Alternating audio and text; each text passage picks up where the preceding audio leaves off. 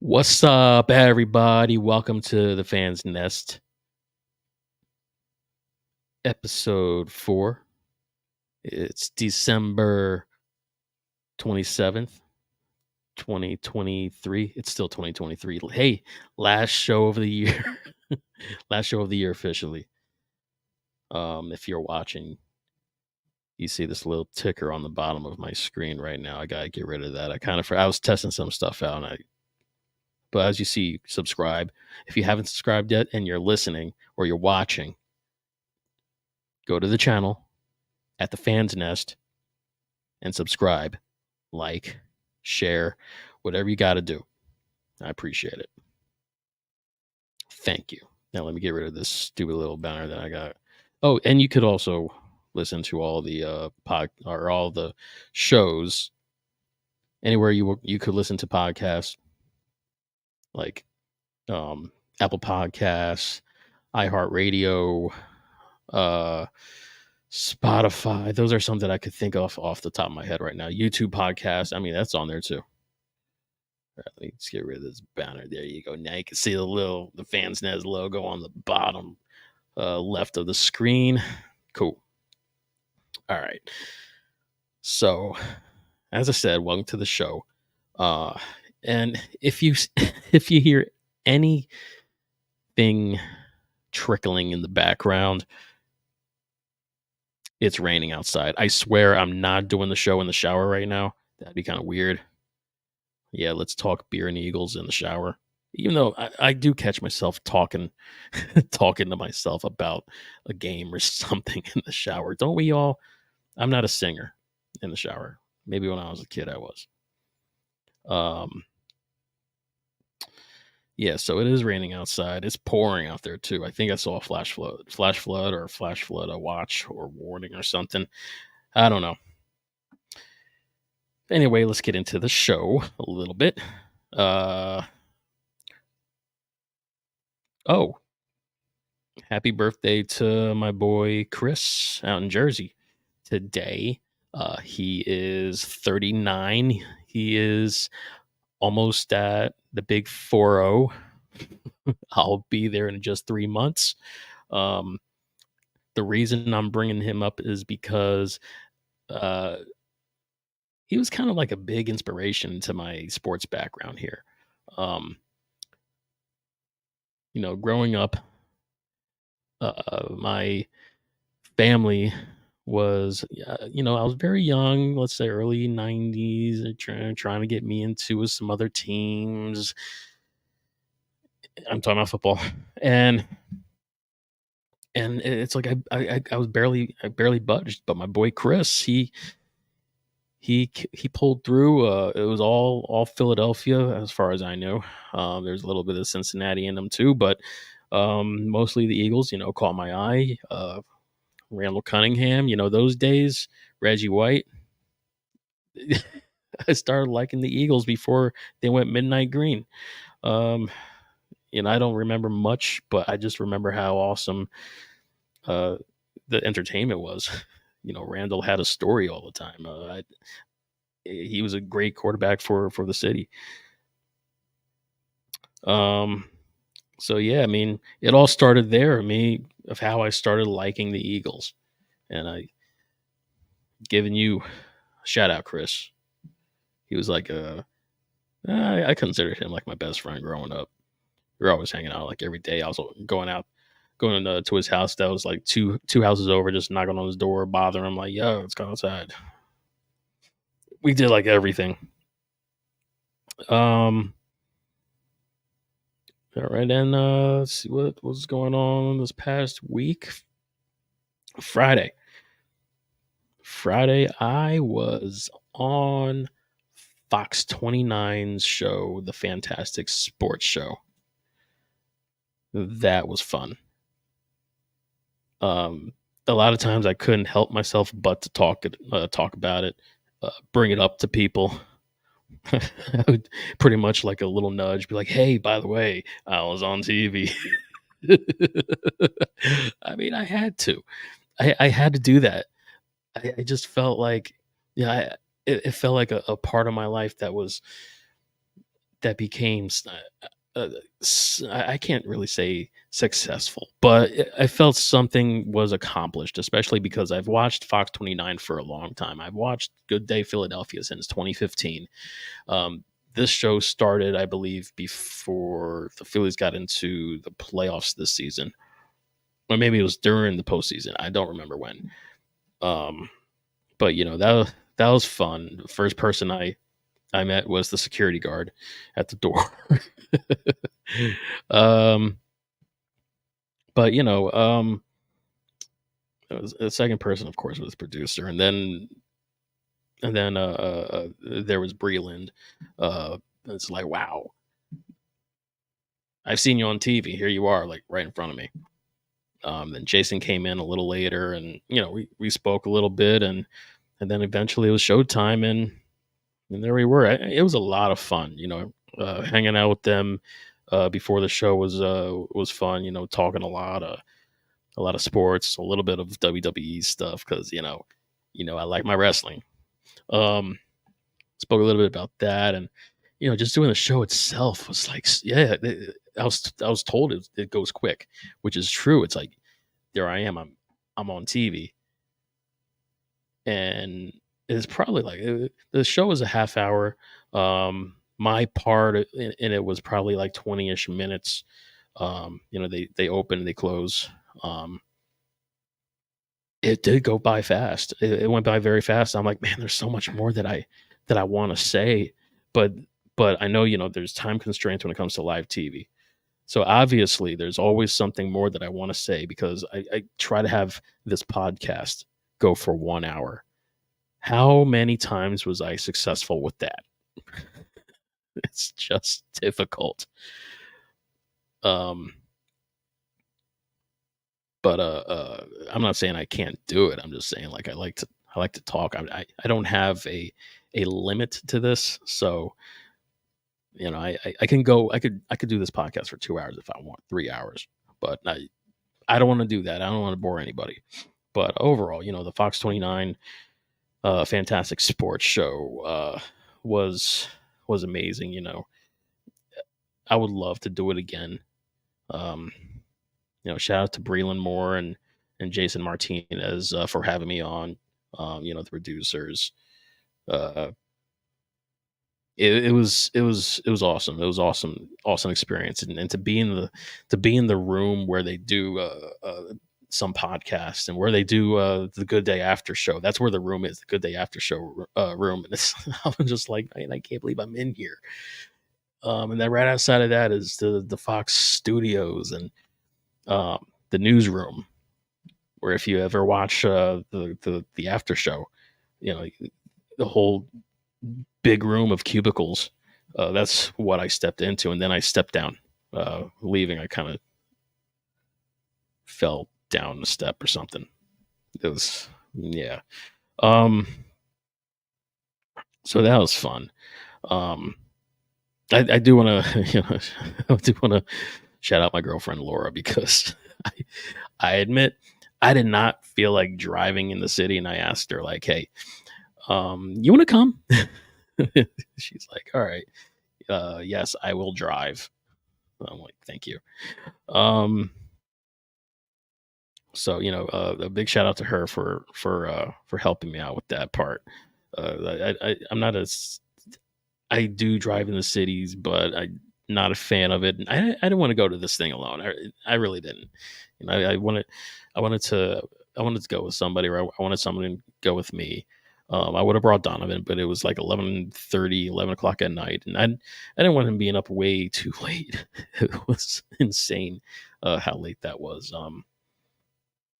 So that was a great time. Like, yeah, I couldn't believe it, and you know, falling down the little step on the way back to the elevators was a nice little laugh too. Anyway, I also wanted to know, how everybody's Christmas was. And if you're listening or whatever, drop a comment, say your Christmas was, and whether you're listening live or if you're listening after it's live, just let me know how your Christmas was. What you do. Uh, as for me, um, you know, Got my boy here. I don't know what time it was. Donovan was here. He had a great time. He opened up everything. Everything was all over the living room. My living room has been destroyed since then, and he helped clean it up a little bit today. um, I also made a little, not a little, made a honey. I think it was a honey hickory spiral ham. Um, I made it in a little bag. I did the little bag thing and for Thanksgiving too with the turkey. I guess it was a steaming bag. I don't know, but it tasted really good. The ham was really good. Um, let me see what else. Christmas was just chill, relax. Of course, got to watch some football. Um, it's a part of me keeps forgetting that those two events happened the same day. Football, Eagles and Giants, as well as Christmas. All right, so before I get into any football talk, it's time for some beer talk. What do I have for today? Well, so today I actually stayed with the same company I did last week. I was very impressed uh Dewclaw Brewing's Sour Me Oh Yeah. Um that was really I'm like I said last week and in the preview of last week's show, I'm not a fan of sour ale. I'm not a fan of sour beer. Um it's funny because when I got today's beer, I was staring right at the one that I hate the most is the sour warhead beer. Ugh, God, that is disgusting. I don't know how that one's still in business, but I guess people have their preferences, and that is definitely not my preference. No. So so I stayed with Dewclaw Brewing. Like I said last week, if you didn't listen, if you were not listening to me last week, like you should have been listening to me. I'm playing. All right. No, seriously, if you didn't hear the show last week, I tried their the sour me. Oh yeah, it was a fruit punch um, sour ale, and it tasted really good. Like it had this little citrus flavor, this nice sweet kick to it when you first drink it. Um, it was delicious, and I had to be careful with exactly how much I was drinking. It's like, all right, let's slow down a little bit on that. I mean, I wasn't drinking too much, but I wanted to drink it to enjoy it. I didn't want to drink it to like get drunk. So I drank a bunch of during the game. I drank a bunch of Bud Lights, and then I drank that beer to enjoy it. All right. Anyway, so um, so they also have a beer called Unicorn Farts.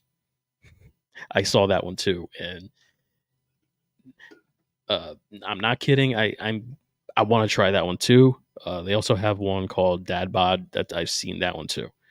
Um, I actually have interest in a lot of their stuff right now, and honestly, it's the names. How many times have you seen a beer? If you're a beer drinker, how many times have you seen a name and it just attracts you? It's like, oh, I gotta try that. So that brings up what I have today, which is what I spoke about this one last week. Today I have Sweet Baby Jesus. I've heard about it. I've seen it more than I've heard about it. And it was time. It was just time for me to try it. I'm like, all right, you know what? This is that name. Like this is one of those names that just it just attracts your eyes. All you see is if you see the can, I have to start posting these pictures of these cans on the Twitter and Facebook. But that's the first thing you see is you just see sweet baby Jesus in all white, big white letters on a black label, and under it, um, this is what's interesting: chocolate peanut butter porter. That's what it is. Some of you are probably like, that sounds disgusting. It might be disgusting. I don't know. So, so this is it's a 12 ounce for some reason. I guess it looks short because I'm so used to seeing something like this in a bigger can. So, it's a normal size 12 ounce. It's a 6.2 alcohol volume. Uh, it says it's a porter with natural flavors. I really don't need to read that part. So, a classic porter with heavenly aromas and flavors of roasted malt, chocolate, and rich peanut butter with a smooth, dry finish. One sip and you will dot dot dot exclaim the name. So it sounds like that they're actually claiming that you're going to taste it and be like screaming sweet baby Jesus. Come on. All right. I can't knock them. I can't knock them. So let's give it a pour into my frozen mug here, which is not frozen no more. Open it up.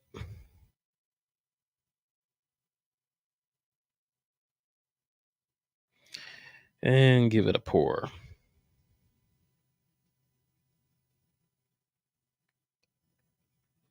Yep.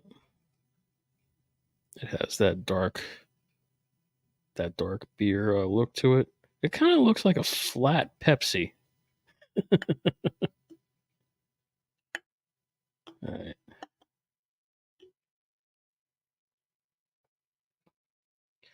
So as you see, it's definitely dark. Definitely dark like you'd think. So let's give it a shot. Actually, yeah, let's do that. There's something else I wanted to go over. Let's see what it tastes like. Let's see what it smells like first. That's what I do. I could definitely smell the malt and a hint of the chocolate and a little bit of peanut butter. I smell a little peanut butter, but mostly malt and some chocolate. And the taste.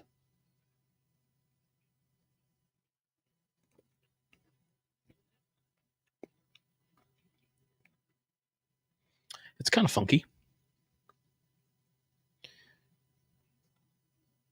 It is definitely smooth. It's not thick.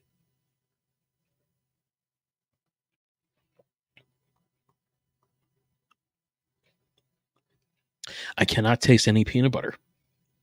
I don't know if it's me, but I taste the malt. I taste the chocolate. Like I said, that's what I smell. But for some reason, I can't taste the peanut butter. Maybe it's a light flavored type of peanut butter. I mean, well, and again, it says rich peanut butter. Classic porter with heavenly aromas, flavors, well, flavors of roasted malt, chocolate.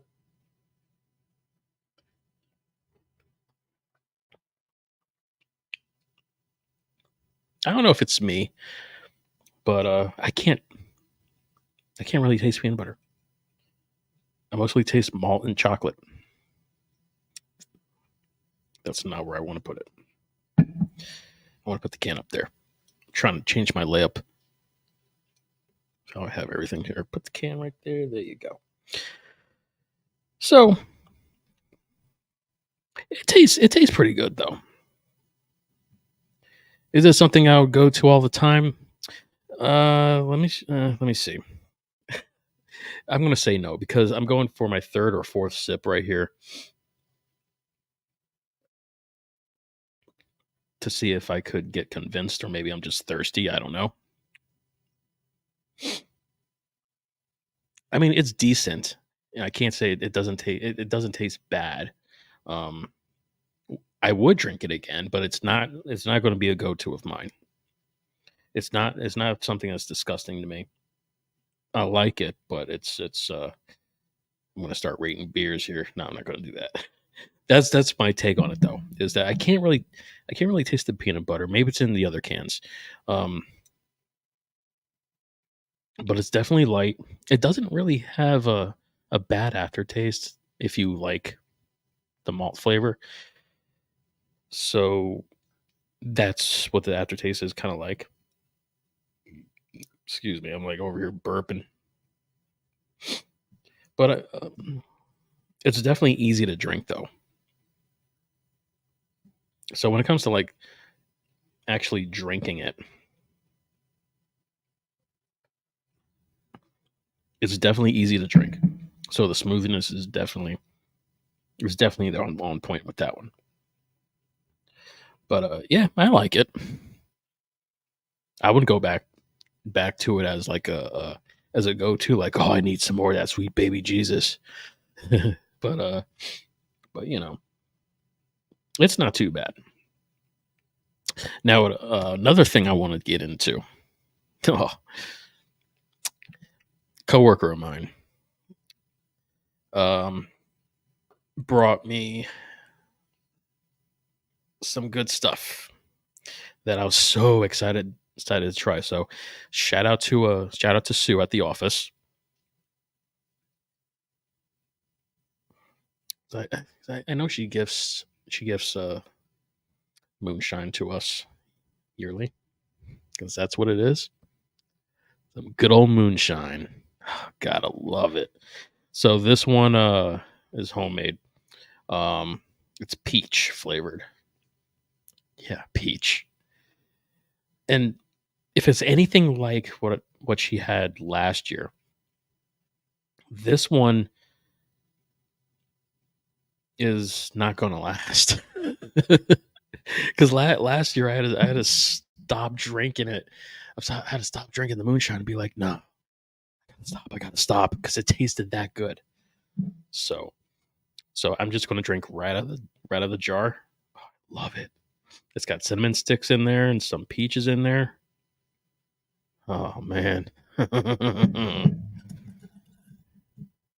been slacking the last few years. I used to make coquito every Christmas season, give it to people. I've been slacking. All right, that's off. I don't know if I should shake it. Nah, I'm not going to shake it. I shouldn't have to shake it. It's moonshine. All the flavors are mixed in there. Maybe I do have to shake it. I don't know. Are you supposed to shake moonshine? I don't know. I don't think so. I'm not a rookie moonshine drinker. All right. Cheers.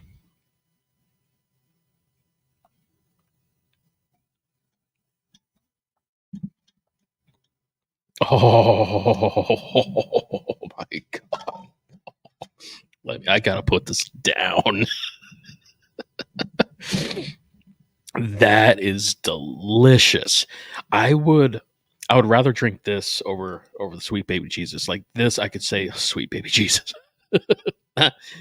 Not this other one. Oh man. Like the flavor of the peach is powerful in this. Yeah, I gotta put this away. I can't. I can't. Let's let's not get drunk on the show. But wow, that is delicious. I'm gonna lose track of what I was gonna do here. Man, wow, like the aftertaste of it. It's very peachy. I love it. Oh man. All right. Thank you, Sue. Thank you. That was a really good a little addition to this show. Um, I don't even want to drink this other stuff. I just don't want to get the flavor out of my mouth. I don't. I want it to sit there. I want it to sit there. I want it to last, and I just want to enjoy it and just savor this.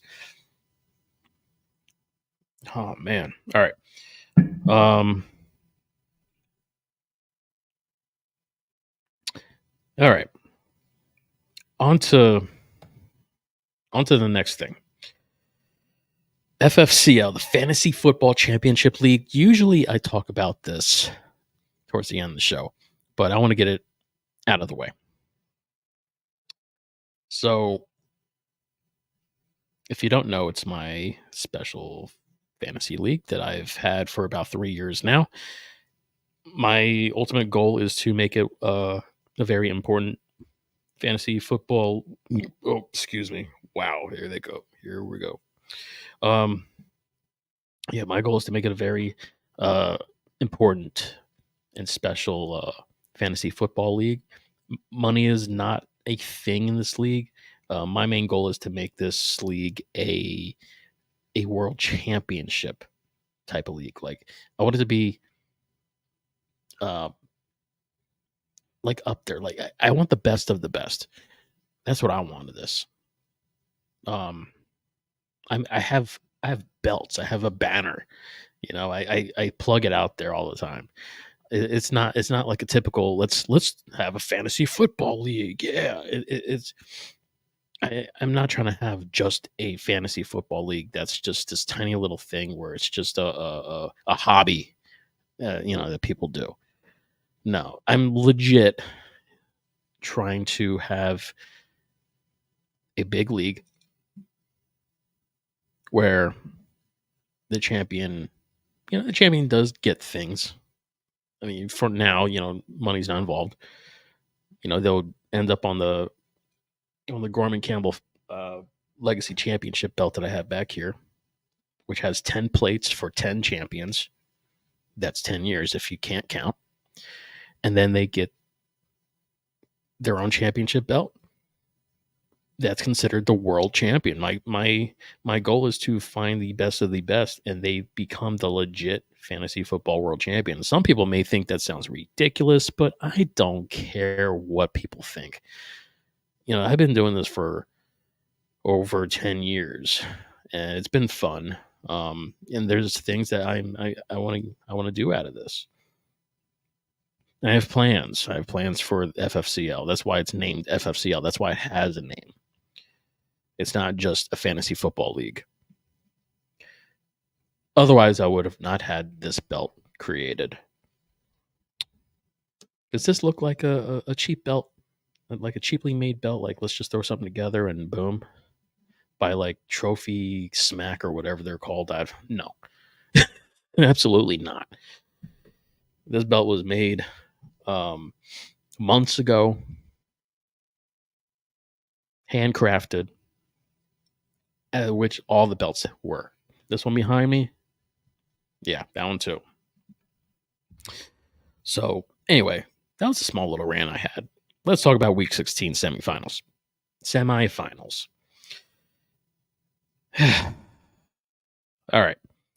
So we had four teams still in it.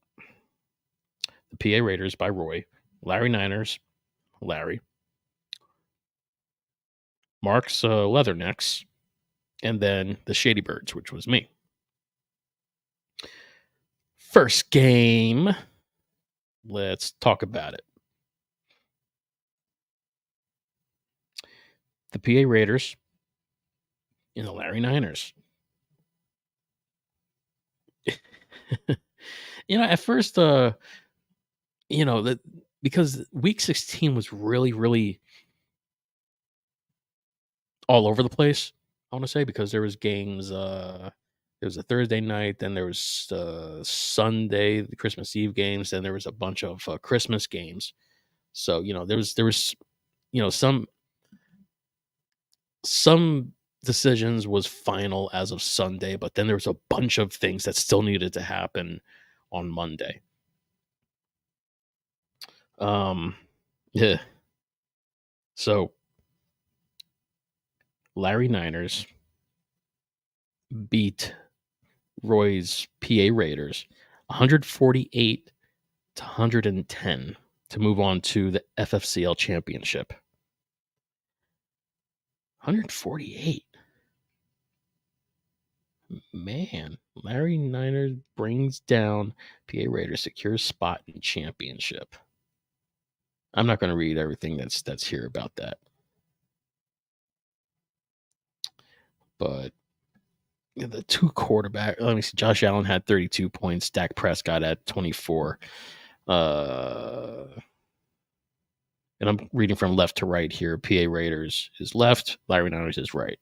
Running back position, Derrick Henry with 22. Austin Eckler with 8. Running back Joe Mixon, 7. Najee Harris with 13. Wide receiver Cooper Kupp with 4. CeeDee Lamb with 19. Pretty decent game for CeeDee Lamb. I hate that guy. Wide receiver Jordan Addison only had 0.20 points on Minnesota, going against George Pickens with 43 points. Wow. I didn't catch that Pittsburgh-Cincinnati game. Tight end Dalton Kincaid with not even a point versus Sam Laporta with only a point. Got running back in the wide receiver running back position, Jonathan Taylor with 10 points versus James Conner with 17. Kicker position, PA Raiders Chase McLaughlin. I can't even say his name right now. Chase McLaughlin. I swear that's not the moonshine and the beard talking right now. Their kicker Chase Chase McLaughlin, 15 points. Dustin Hopkins with 2. And then with the defenses here, actually both defenses didn't do that bad. Roy had the Cleveland Browns with 17 points, and the Detroit Lions had 18 points. Pretty close right there. Some things were close. So this game right here, it seemed very, very, very close as of, I believe it was Sunday. These two were super close. But like I said, a lot of things had to happen. And a lot of things did happen where Larry beat Roy 148 to 110 to move on to the FFCL championship. Congratulations, Larry. And, let's see what happens. Let's see if you win this title. We're going to move on to the second game in the semifinals, which was the reigning, defending FFCL 2022 champion, Mark, with the Leathernecks versus me with the Shady Birds. I've been in a championship game, or maybe it was the semifinals. I don't remember. And I've yet to win. I've been doing this league has been around for 3 years, but I've been running a leagues for over 10, and I've yet to win. Yeah, so let's go to that game real quick. So I had Jalen Hurts, he had Joe Flacco. Jalen had 25, Flacco had 36. That was already Flacco. Okay. I would never give up Raheem Mostert as a running back. Never. As soon as I picked him up, he was a win. 11 points. Devin Singletary was 6. Gus Edwards versus James Cook. Gus Edwards with 13. James Cook 7. Curtis Samuel 2. Mike Evans with 20. Mike Evans, man. Chris Godwin with 7. Justin Jefferson with 20. George Kittle with 12. Jason Hill with not a point. And this position right here is the one that hurt me right here. For the most part. I blame him and Curtis Samuel. Zach Charbonnet. He had good games. He has bad games. This one was probably the worst that he's had. Negative 0.40. Yeah, he gave me negative 0.40. Like, really? and that was versus Mark um, uh, Amon-Ra St. Brown. I think that's how you say his name, with 16 points. Yeah, at least Justin Tucker gave me 16. Will Lutz, his kicker, gave him 1. And then I had the 49ers. I had 49ers as my defense, which was most of the year, with 13 points. And he had the Jets for 19. Congratulations. Because Mark and his 11X beats me, the Shady Birds, moves on to the championship versus Larry Niners. So we have the Larry Niners versus 11X, Larry versus Mark in the championship. Mark is in his second championship round of his career. Actually, it's the second championship round in a row. I have never seen a consecutive someone going to a championship back to back years. Never has happened in my fantasy leagues in the last 10 plus years. Never. Pretty crazy. All right. So that means this belt is not coming to me. This belt is officially either Larry's belt or it's Mark's belt. And I have a feeling I know who's going to win this belt. This belt is no longer mine. So who's going to take it from me? One of you two. So whoever wins, I wish you both luck in the FFCL championship round. And as soon as I know who the champion is, we will have to plan and schedule a time and maybe a place to meet up so I could give this to you, because I'm really not trying to mail it out. No offense to my job, but last time I mailed out a belt, it was like 50 something bucks. It was crazy. So yeah, congratulations there. All right. So if you're interested in the league, whether it's what's going on now or what's going on in the off season or in the future, just go to the Facebook group, look for Fantasy Football Championship League, and just find the group. It's a private group. I wanted to make it a public group, but what I was thinking at the time was not the right type of. Well, it was not the right thoughts. So yeah, go over there and join, and just look out for ways to join next year. Anyway, moving on. Okay. So we are going to get into the Giants game.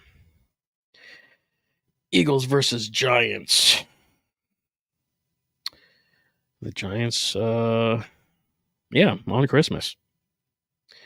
Eagles going into the game wearing the all-black jerseys, all-black tights, midnight green helmet, versus Tommy DeVito. Yeah. Tommy DeVito. Which he only lasted one half. He lasted the first half, and then Tyrod Taylor came in the second half. I guess they didn't have any faith in Tommy DeVito. After all this talk, all this talk about Tommy DeVito and the entire story, they take him out in the second half at halftime, I believe, because I really don't remember him coming back at after halftime. Yeah. Anyway. All right. So I project. I'm not even going to go into this real quick. A couple of things I wanted to mention about this. There isn't too much I really want to highlight with this game, specifically. There's the one of the things that did caught my attention right away. I really didn't know too much about Britton Covey, but man, that punt return set up the Eagles for their first touchdown. That was beautiful. That was beautiful, and shout out to the special teams because even though there was like one mess up, special teams has not had any issues this season. I like that.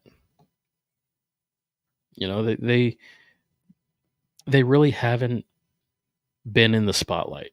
They haven't been, and sadly, what I mean by that is they have not been in the negative media where people are talking about them, because it seems like the most talks is about the negative stuff right now. I mean, I'm guilty, but shout out to the special teams because they've barely had a rough one. They've been decent with their returns, and Britton Covey right there. that that play was phenomenal. I believe he was down near the 15-yard line, the Giants 15-yard line, and like I said, that set up the first touchdown. Which was great. Um, and overall the run game was much better, even though we didn't get a touchdown with Boston Scott. A lot of people were. I think I heard that there was bets that Boston Scott was going to get a couple touchdowns or something. I didn't see it coming because how many touchdowns does he have this season? I don't think he has any. I could be wrong. I don't see the stat in front of me. Yeah. Yeah. I mean, he had Boston Scott had one carry for 3 yards. and and people were expecting more out of him. The giant killer. It's not there. What I do like is that um, the run game was definitely there. Um, Swift had 20 carries for 92 yards and a touchdown. Um, Kenny Gainwell had 6 for 41 yards, no touchdowns. And Jalen, he carried it 8 times for a total of 34 yards. One of them was a touchdown. And honestly, Jalen looks pretty good out there with running. What he does need to do is really practice that slide, because he looks very, very awkward when he slides. He's going to hurt himself. We don't want that. Yeah, we really don't want that. So he needs to definitely clean up his run game and his slide before the wrong thing happens. It's just so awkward. He did seem, honestly, maybe it's because he's still trying to protect himself. In my opinion, no one said this but me. He has seemed like he's been a little careful with his runs. Like, he seems stiff. I'm not knocking him or anything, because I understand, he's had knee issues. Um, and he is trying to be protective of himself. But again, practice on the slide a little bit. Um, and I'm not trying to knock him down for this. I'm not. I promise. That's all I gotta say about that part. The passing does look better. It's not perfect, but it is better. Um, it looks like the ball was actually thrown all over the place. We got AJ Brown with 6 receptions, Devontae Smith with 4, Goddard with 7, Gainwell with 3, Calcaterra with his first 2, I think. Covey was used once. Julio Jones, I remember Julio Jones had that one was reception for 5 yards. So I'm like, oh, he still plays for us. Seriously. But then yeah, and I'm hearing all these other background things about what's going on. I don't, you know what? No, I'm not even going to talk about what I'm hearing. Yeah, forget it. Y'all know what y'all heard. I do want to point out the turnover with the pass to Dallas Goddard. It happened. The thing is, it happened so quick. You can't blame. You can't blame Hurts for it. Hurts passed this ball to Dallas Goddard, and it looked like, at first, it looked like the ball was overthrown, and it was intercepted. It was intercepted for a pick six by Adoree Jackson. But in reality, when we look at it, it was all Dallas Goddard. Yes, it was his footing. It was his fault. He actually slipped, which is what caused that pick six to happen. It's not an excuse. It's not an excuse like, it's because he slipped. I'm not trying to use it as an excuse. I'm just trying to point out like, oh man, Goddard messed up. He slipped on the field, and that happened, and there was that.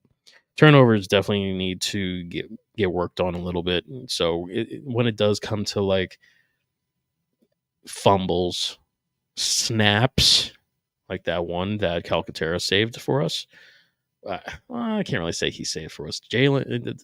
Kelsey snapped the ball, I believe, too high for Jalen. Jalen was able to recover it very quickly, get past defenders, and make a stunning pass to Calcaterra. And I believe that was Calcaterra's first reception, which was we all loved the play. We loved it. But like things like that, fumbles, anything that has to do with a turnover, Eagles really still need to work on it. And I'm saying, like, Eagles, I know it was against the Giants. The Giants, they're now 5-10, at the time 5-9, and they were horrible. They came into this game horrible. And we looked great against a horrible team in the majority of the game. Penalties need to get worked on. That is definitely a thing. I'm seeing a lot of penalties with Jason Kelsey, more than what we normally see. And I believe we saw another one with Lane Johnson. I believe Lane Johnson had another one, but I don't know. The commentators, I forgot who was calling the game, was saying that they didn't see a penalty there. It was just a bad call. Okay, I'll just go with the commentators on that one. Seriously.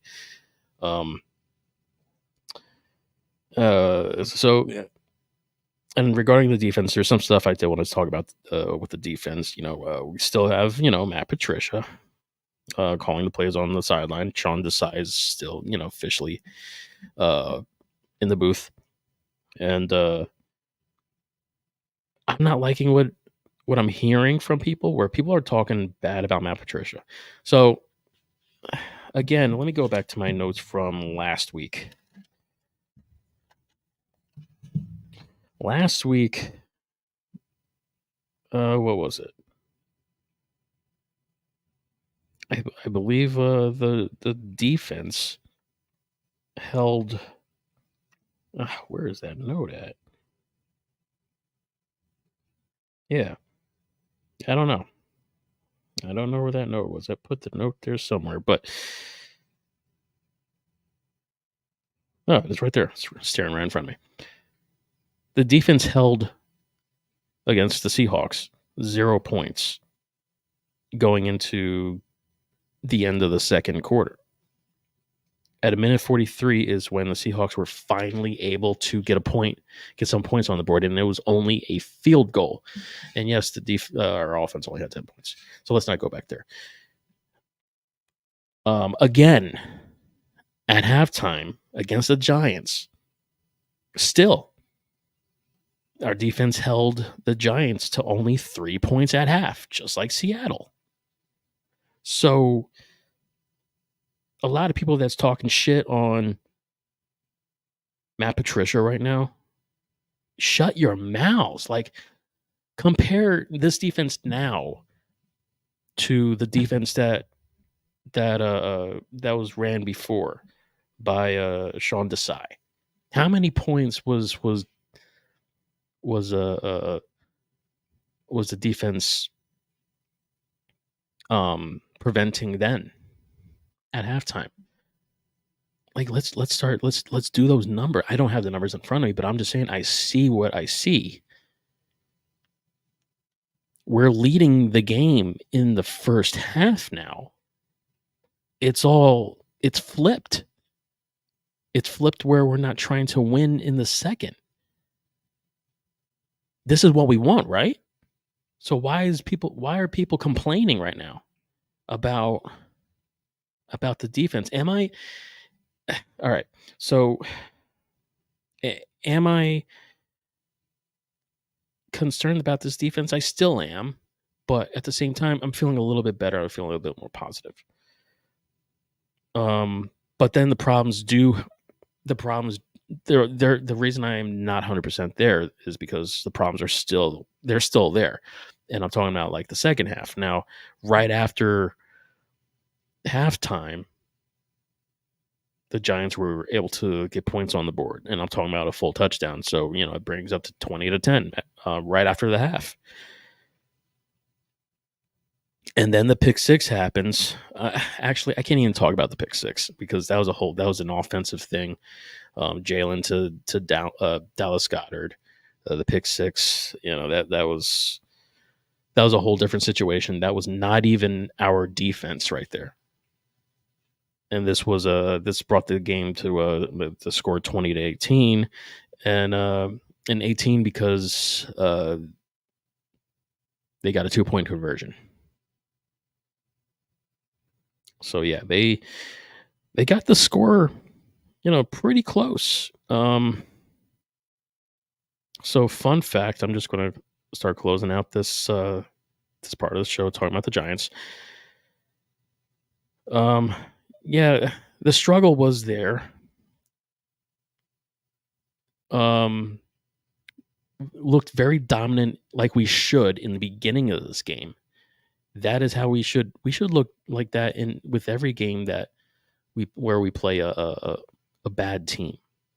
It's just been close. It's been close all season to no matter who the opponent is.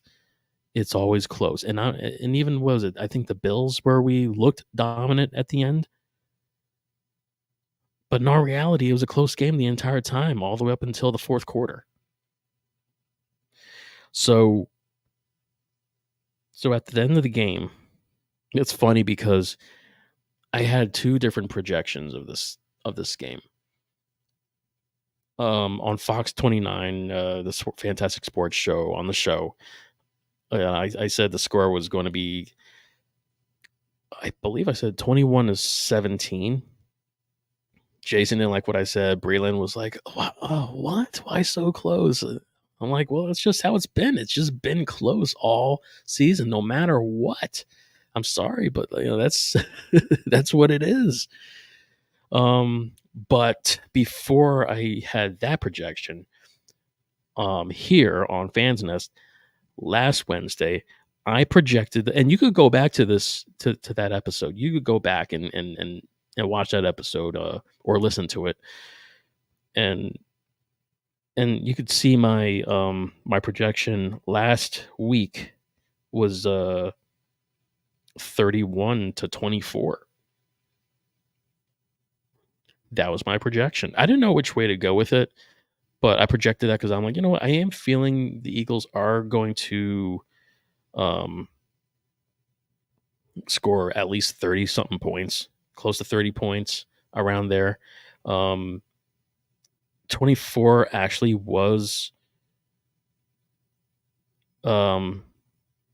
high for me with the Giants score. I really didn't think they would actually get that high, but that's why when I went on Fox, I'm like I just don't see scoring happen. If anyone scores more, it's going to be the Eagles, and it's probably just going to be like 3 touchdowns. So I just threw out 21-17. But yeah, last week I projected on the Fans Nest 31-24. And the final score of this game was 33-25. Can't make this up. Yeah. So pat on my back. I should have bet on this game. All right. I haven't had a drink of this beer the whole time.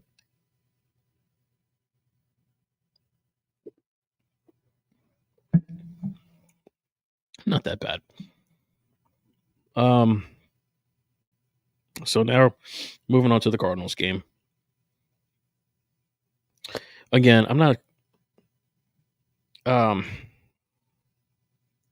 I'm not going to there's so much I want to talk to, but we're like 55 minutes into the show, almost 56. What do I want to talk to here? First of all, I am going to the game. Yes, I'm very excited because I haven't gone to an Eagles game since the vet. Yes, yell at me, go ahead. Whatever. I just haven't had the opportunity. I haven't had a chance. Um, again, shout out to Laura. She got some tickets for us, and we're gonna go out. Um, gonna have a good time. Eagles better win. The funny thing is, last time I went to an Eagles game, it was 1997 against the Cardinals. I don't remember if we won or lost that game though. But what I do know is that no matter what the outcome was, we were out of the playoffs that year. Yeah. Um, I'm John Gannon's back. Cardinals head coach. I guess the only concern I have of this game is that he knows our team. He just obviously doesn't know the coaching because he's not familiar um with our offense or defense coordinators now. He's familiar with Sirianni's playbook though. He's familiar with the players. He knows the players. He knows their strengths and weaknesses. So we'll see how that goes. But again, John Gannon is not a good head coach. As we know, he's not a good head coach. So we'll see how that unfolds. The good news is uh, we're possibly getting back Avonte Maddox after just about, I believe he hasn't played a game this season. So that's going to be super exciting to have him back. Um, I would I would love to see what he can do. A part of me is like I know last week he practiced, but he was not ready yet. This week he's practicing, and uh, the goal is for him to be ready. Is he going to be 100% ready? I don't know, but I hope he is. Our defense needs to be explosive. They need to carry. They need to not just hold points in the first half, but take it into the second half too. Keep I have faith that the Eagles can score more than 21 points in a game, and this defense can hold can prevent. I believe could prevent 21 points. They have it in them for these next two games. Cardinals this week, and then Giants again in the next. I just want to see them dominate. And that'd be great. We still don't have. I don't believe we still don't have Darius Slay. Slay, had his knee surgery a couple weeks ago. That does take some time to recover. So, um, some healing time, some training time. He's got to have to practice. He was not part. Obviously, he was DNP this week so far, which means did not participate in practice. If you don't know, so yeah, I'm not looking to see him play this game. He's not going to play this game. Um, I don't see him playing the Giants game either. But if he does play, possibly wild card maybe. Speaking of playoffs, let's get into the playoffs real quick before we end the show. Let me see. I'm just looking at this playoff picture of what we're looking at here. It'd be great if we went to Vegas. Um, so there's the 5 playoff spots right now. At the 1 seed is Baltimore. Number 2 is the Dolphins.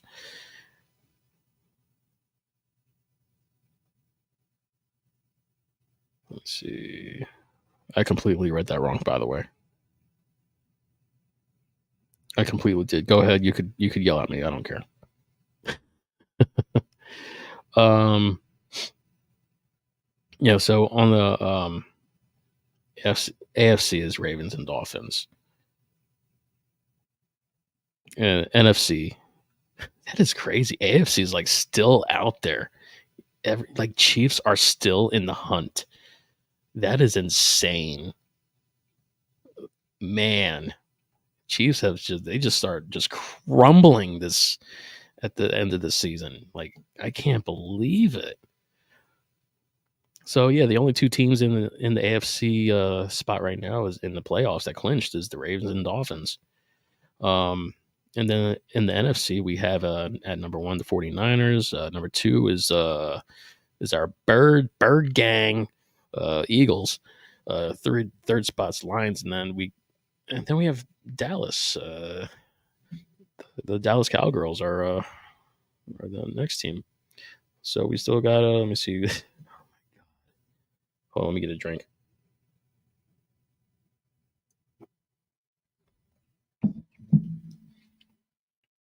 In the hunt, the Bucks, Rams, and Seahawks. And the crazy thing is, all their records is 8-7.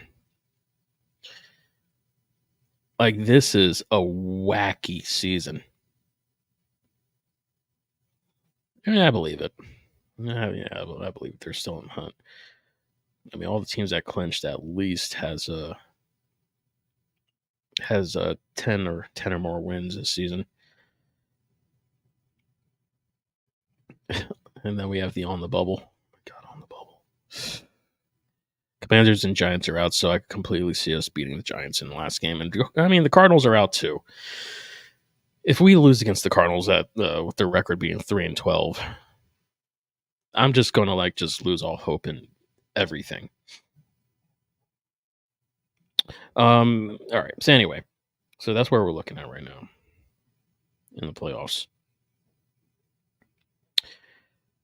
Last thing I want to talk about is how people are talking about our coaches, our players.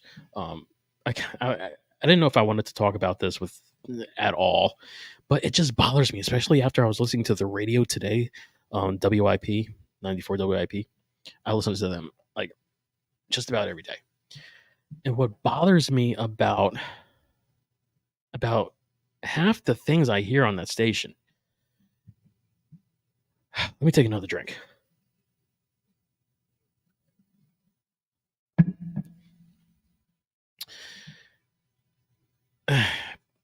I mentioned a little bit about this earlier. People were just still like talking about Matt Patricia, talking about him being a what they call pencil ear or something like that with the pencil in his ear. Like really, again, how many points has he prevented in these first halves? Like, okay, I get it. The second half is a struggle, but obviously there's more development now than there ever was all season with his defense, especially with Slay being out. Maddox being out. That's been a struggle without them 2 around, especially Maddox. There's development. I see it. I see it between these guys. And or I see it with Matt Patricia. There's that. And then there's people just poking and poking and poking at things. I'm pretty sure media is what's causing a stir in this locker room that they are claiming. Excuse me. Or you're burping again. I'm hearing that there's this locker room turmoil. Just stay out of their business, man. That's why what I was going to say something earlier about see, I don't even want to talk about it. It's because media outlets, especially 94 WIP. I'm not knocking 94 WIP. I love listening to that station. I love listening to their shows. But some of the things, sometimes I think like, well, some of these players, they go on they go on social media, they listen to radio, they listen to all these things and see all these things. They shouldn't. They should try to avoid social media and news outlets and radio in general and just focus on the game. But unfortunately, they may hear these things and possibly, I don't know, some of the things being said on radio might be uh, bringing up things that don't exist. you know, Someone says they have nothing to say, they don't want to talk. Don't start putting things out there like, oh, maybe it was this, maybe it's that, maybe it's like, no, just don't talk about it. He has nothing to say, then you have nothing to say. All right, that's what I think. Just don't say anything. And I almost slipped. I don't want to like make a whole big deal about it. I don't want to make it a subject. All I want to see is these guys make things happen in the locker room, come up with game plans, be a close team, and get to a Super Bowl and win. Just figure out what's going on. People pointing fingers to Nick Sirianni. Oh, he's talking. He's just yelling at all the players, at all the coaches. Yeah, people get frustrated, man. People get frustrated. Yeah, he should. He should somewhat, like calm down on some of his actions. Cameras are on him all the time, and yeah, I remember seeing. I remember seeing him at the end of the game when they called that timeout when the clock was running down. Of course, we're like, what's going on? Why did they call a timeout? And he's yelling at somebody. Looked like he was yelling at Hassan Reddick. And he was yelling at I don't know. He was yelling at somebody on the sideline, probably Devontae Smith on the sideline. I don't know. They were all yelling back and forth. Whatever the situation is. Yeah, Nick knows he's got to like he's got to work on himself when it comes to like stuff like that. Because he's very much aware that he's on camera. He's very emotional. But that's the point I want to bring up. When this team was a winning team, right? We are a winning team. What am I talking about? We absolutely loved Nick. Nobody was talking shit about Nick. We're like, oh, he's so Philly. Oh, look at him. He's a great coach. He's doing this and that. He's cheering on the team. He was showing life. He's not a statue out there. People were talking a lot of good things about Nick.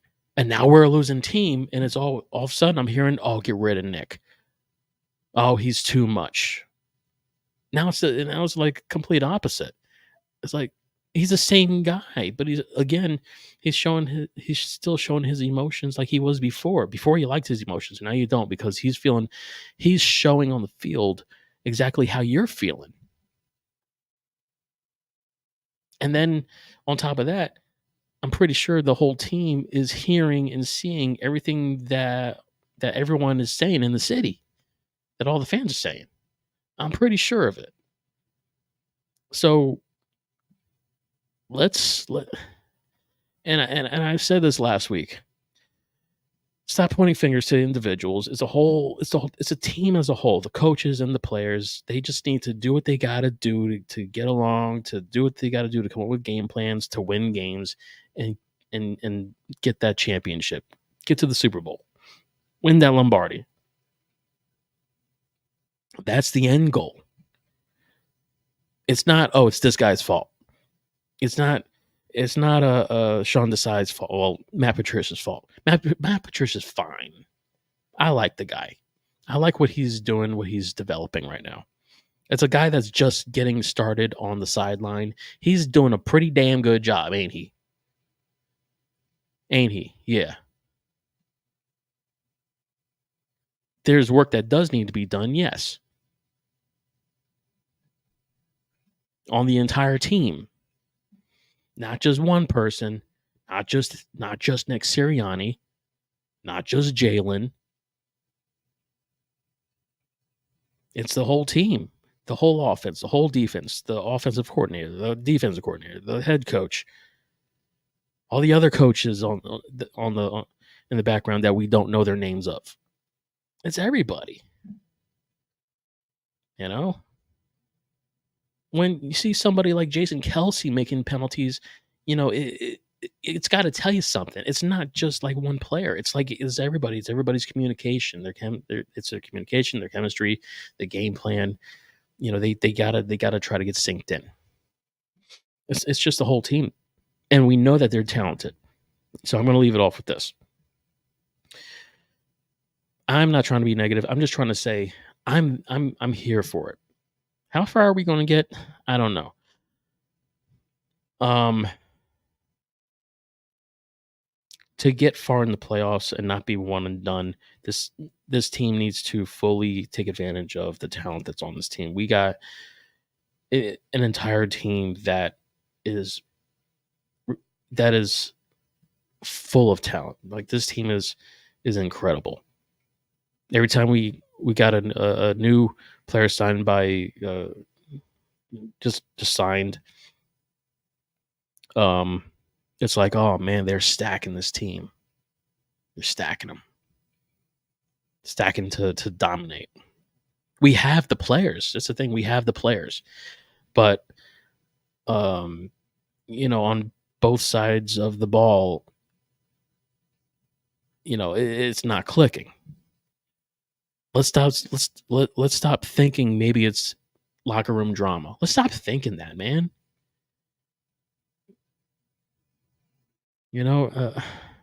Maybe the reason why players don't want to talk is because they want to talk about you. Some of your fans, they don't want to say anything bad to you guys. Maybe that's what they're hearing is none of the negative stuff that you guys are saying that's getting into their minds, and they just don't want to talk to you.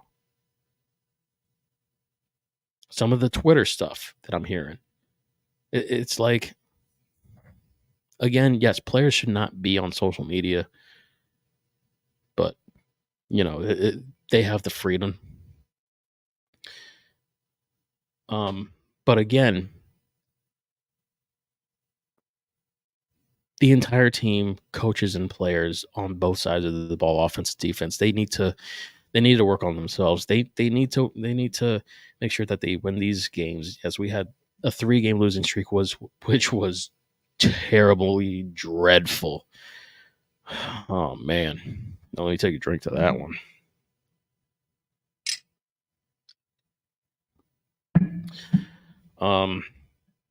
Yeah, I couldn't stand those 3 losses. And nobody could stand those 3 losses. Wow, I take a drink of that beer and I'm all of a sudden like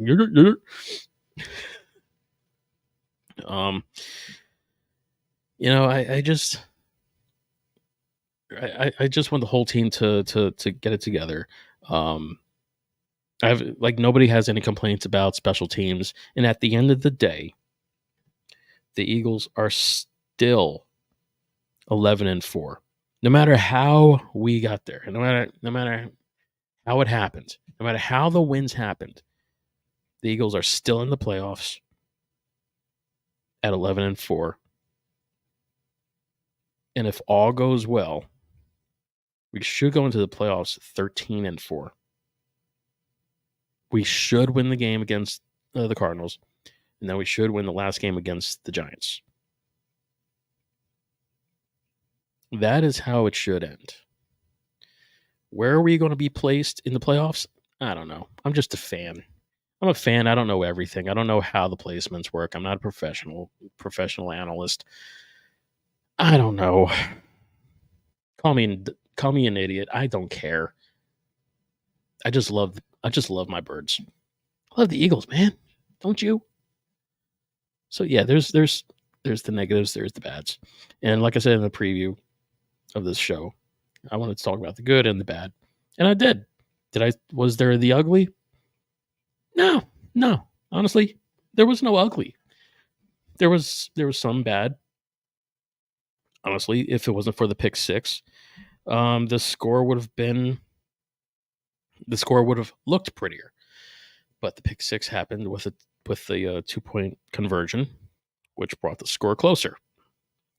So, I can't say that nothing really ugly happened. The Eagles still won this game. There was some struggles, but this game looked a lot better against the team where they should have looked a lot better. And I was not looking for the Eagles to slaughter them like the Giants did. My original projection again was 31-24. And then my Fox 29 Fantastic Sports Show projection on the show was 21-17. Close game. I don't know how it was going to happen, but I had a feeling. Now, if I was to give a projection against this Cardinals game, because I forgot to give a projection about this one. I haven't thought about what this projection was going to be. But if I'm going to give it, because it's John Gannon. I really don't know what this projection should be.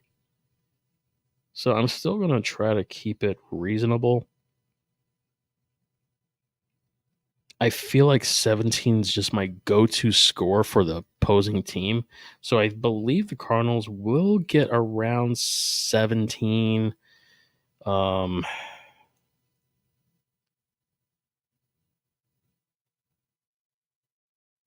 the Eagles 31. Someone's telling me 31. So I'm going to go with 31-17 Eagles. And man, you guys better win because I'm actually going to be at this game. I'm going to do.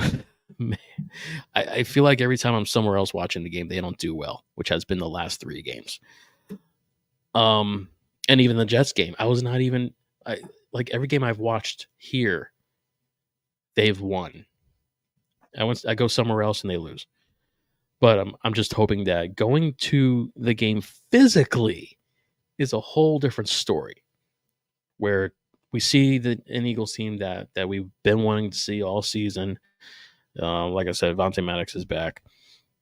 Maybe the defense will develop a little bit better, like we want to see.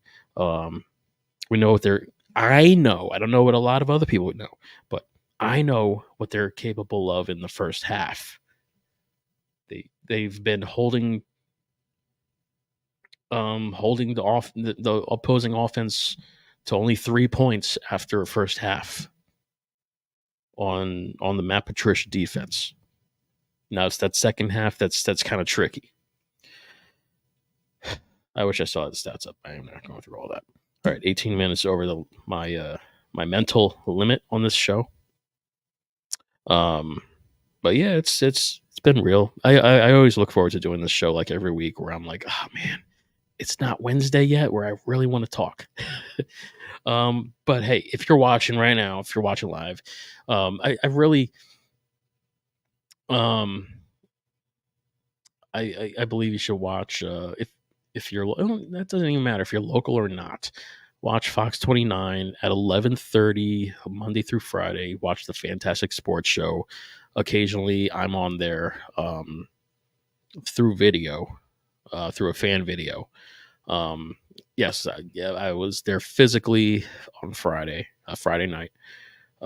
Just watch the show. Watch out for me. It's nothing but Philly sports talk. If you don't have access to Fox 29 on TV, and if you're not local, you could always go to the Fox 29 app or Fox Local, and you could watch online on fox29.com and go to the live stream at 11:30. Or if you don't have time, set your DVR. If you're able to set your DVR to watch it later, do that. It's a quick show. It's a quick half-hour show. You do get a chance to send in your videos to that show, and also on my show. I'm trying to get viewers to call in this show.